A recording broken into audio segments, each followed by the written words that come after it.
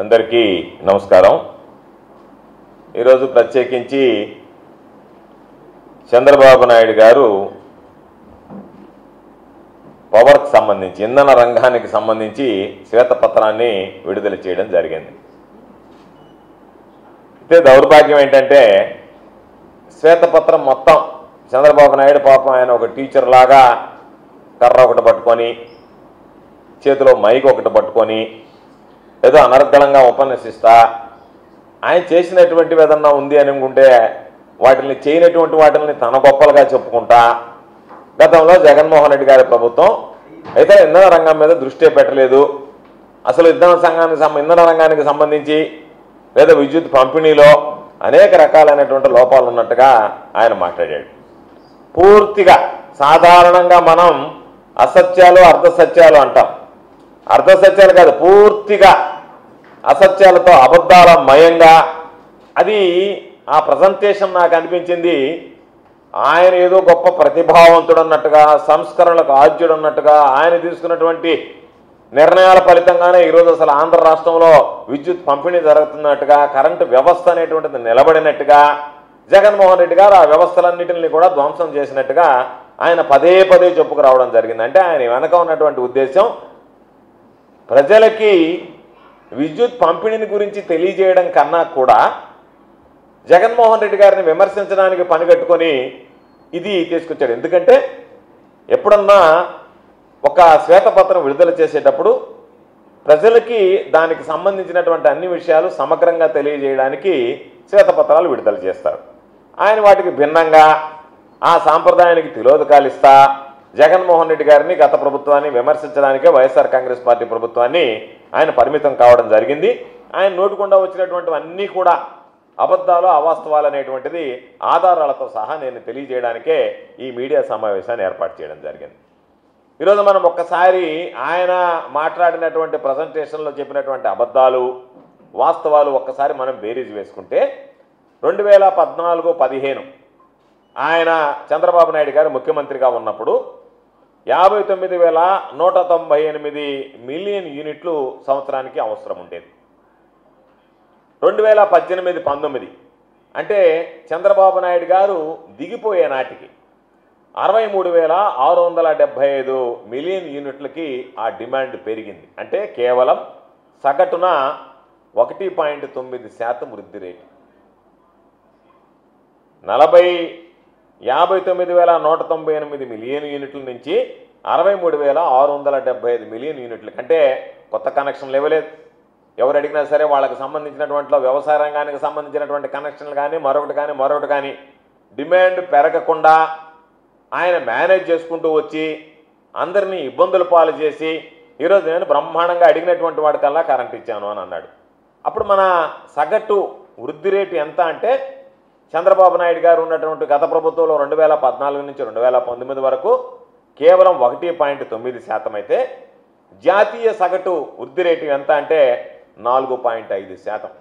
అంటే దాదాపుగా జాతీయ వృద్ధి రేటులో 3వ వంతుకి ఆంధ్ర రాష్ట్రం చంద్రబాబు నాయుడు విజనరీ ఉన్నటువంటి చంద్రబాబు నాయుడు విద్యుత్ రంగంలో అనేక రకాలైనటువంటి సంస్కరణలు తీసుకొచ్చినటువంటి చంద్రబాబు నాయుడు గారు తిరుగులేనటువంటి నాయకత్వాన్ని ఆంధ్ర రాష్ట్రానికి అందించానని చెప్పుకునేటువంటి వెలుగులు విరజిమ్మాయి నా హయాంలో అని చెప్పుకునేటువంటి చంద్రబాబు నాయుడు గారు ఆయన చేసినటువంటి నిర్వాహకం కేవలం సగటున 1.9% మాత్రమే ఆ విద్యుత్ రంగానికి సంబంధించినటువంటి వినియోగాన్ని పవర్ డిమాండ్ని ఈరోజు ఆయన చూపించడం జరిగింది.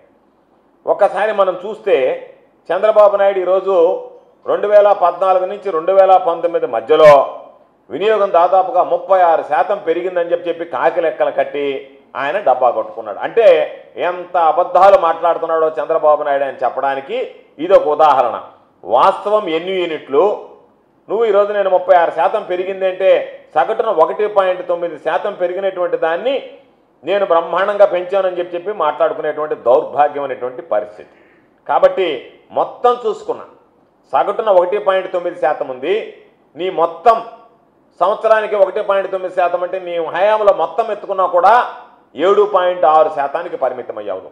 మొత్తం మీద ఉన్నటువంటి విద్యుత్తుని గెలకేస్తే ఆ రోజు ఉన్నటువంటి మిలియన్ యూనిట్లు ఎన్ని, నువ్వు దిగిపోయే నాటుకున్నటువంటి మిలియన్ యూనిట్లు ఎన్ని అని రెండుకి లెక్కేస్తే 7.6%, సగటున సంవత్సరానికి ఎత్తుకుంటే 1.9% లెక్కన ఈరోజు నీకు సంబంధించి నువ్వు ఆ రోజు డిమాండ్ని ఆ యూనిట్ విద్యుత్ వినియోగం పెరగడం జరిగింది. అయితే ఇది మేము చెప్పడం కాదు, జగన్మోహన్ రెడ్డి గారు ముఖ్యమంత్రి అయిన తర్వాత ఏదైతే నువ్వు ఉన్నప్పుడు సగటున 1.9% లెక్కన మొత్తం మీద 7.6% పెరిగితే జగన్మోహన్ రెడ్డి గారు ముఖ్యమంత్రిగా వచ్చిన తర్వాత సెంట్రల్ ఎలక్ట్రిసిటీ అథారిటీ రిపోర్ట్ ఇచ్చింది. దాదాపుగా జగన్మోహన్ రెడ్డి గారి హయాంలో 25% డిమాండ్ పెరిగింది, విద్యుత్తుని అందించడం జరిగింది అని చెప్పి. ఇది వాస్తవమా కాదా? ఏదైతే నీకు వాస్తవాలు ఉన్నాయో, గత ప్రభుత్వంలో చేసినటువంటి అభివృద్ధి ఉందో దాన్ని కన్వీనియంట్గా పక్కన పెట్టేసి నువ్వు చేయనటువంటి దాన్ని నేను చేసినటువంటి అభివృద్ధిగా చెప్పుకోవడం అంటే అది నీ సీనియారిటీ, అది నాకున్నటువంటి అనుభవం చెప్తే చేయగలిగేది ఏమీ లేదు.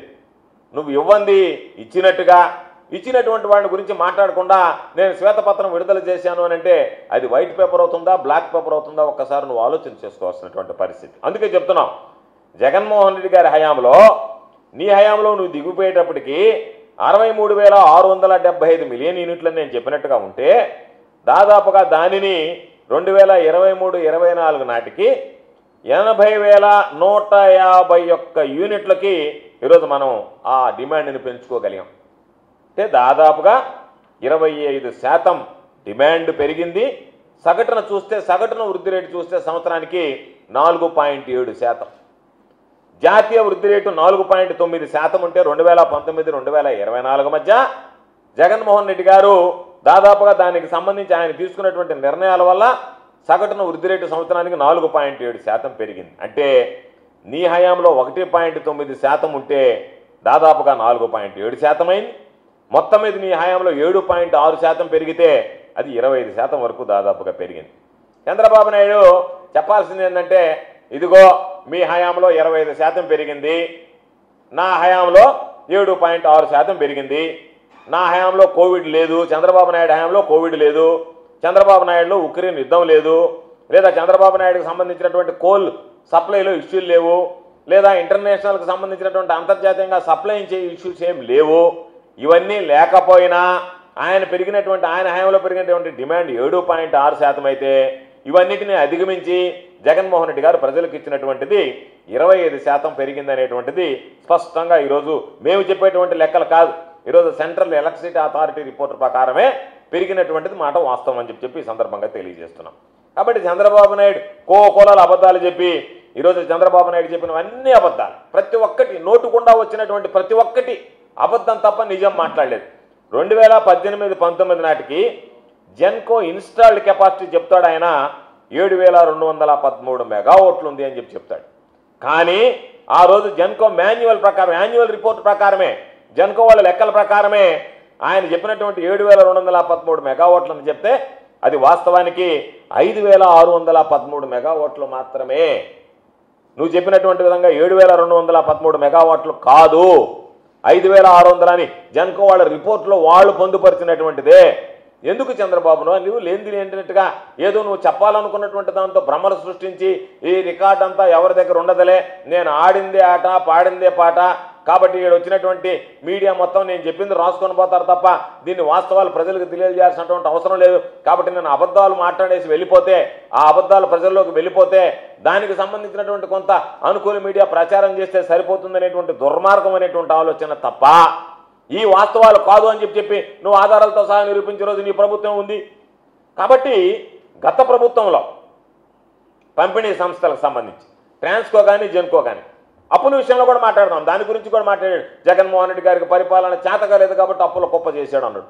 నువ్వు ఎంత సమర్థవంతుడువో, నీ పరిపాలన ఏ విధంగా ఉండిందో, నువ్వు ఎన్ని అప్పులు చేసావో, నీ హయాంలో ఎంత అప్పులు కుప్పలయ్యాయి అనేటువంటి దాని గురించి కూడా మనం మాట్లాడుకోని వస్తే 2014 మార్చి నాటికి బకాయిలు ఎంత ఉన్నాయి? 29,551 కోట్లు ఉన్నాయి. అంటే నువ్వు ముఖ్యమంత్రి అయ్యేటప్పుడు, రాష్ట్ర విభజన జరిగి నువ్వు ముఖ్యమంత్రి అయ్యేటప్పటికి మనకు వచ్చినటువంటి అప్పుల వాటా 2014 మార్చి నాటికి 29,551 కోట్లు. తమరు దిగిపోయేటప్పటికి చంద్రబాబు నాయుడు పదవి కాలం పూర్తి చేసుకుని ముఖ్యమంత్రిగా దిగిపోయేటప్పటికి ఉన్నటువంటి అప్పులు ఎంత? 86,215 కోట్లు. అంటే నువ్వు ఎక్కే నాటికి 29,550 కోట్లుంటే దిగే నాటికి 86,215 కోట్లుంటే తమరి హయాంలో జరిగినటువంటి అప్పులు, తమరు తెచ్చినటువంటి అప్పులు ఆ విద్యుత్ రంగంలో అక్షరాల 56,663 కోట్ల రూపాయలు. అంటే దాదాపుగా వృద్ధి రేటు సగటున అప్పు సంబంధించినటువంటి వృద్ధి రేటు చూస్తే 24%. దిక్కులేనటువంటి పరిస్థితుల్లో డిస్కంలు కుప్ప కూలిపోయాయి. బకాయిలు పెట్టడం, బయట వడ్డీలకి అప్పులు తేవడం, తర్వాత వాటికి చెల్లించకపోవడం. దాదాపుగా ఈరోజు నేను చెప్తున్నాను, నేను బాగా చేశానని సొంత డబ్బా కొట్టుకోవడం కాదు, నీ హయాంలో చేసినటువంటి అప్పులు, నీ హయాంలో డిస్కంలు కుప్పకూలినటువంటి విధానం. జగన్మోహన్ రెడ్డి గారి హయాంలో తమరిచ్చినటువంటి మొత్తాన్ని చూస్తే 86,215 కోట్లు 1,22,518 కోట్లకు పెరిగింది.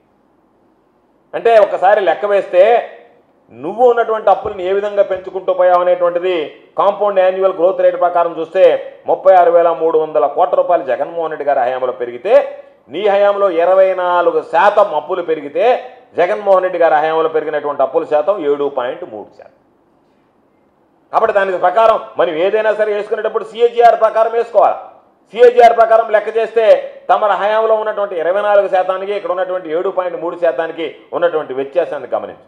అదేవిధంగా డిస్కంల నికర విలువ 2014కు వచ్చేటప్పటికి వాటికి నికర విలువ చూస్తే 4,315 కోట్లు మైనస్లో ఉన్నాయి.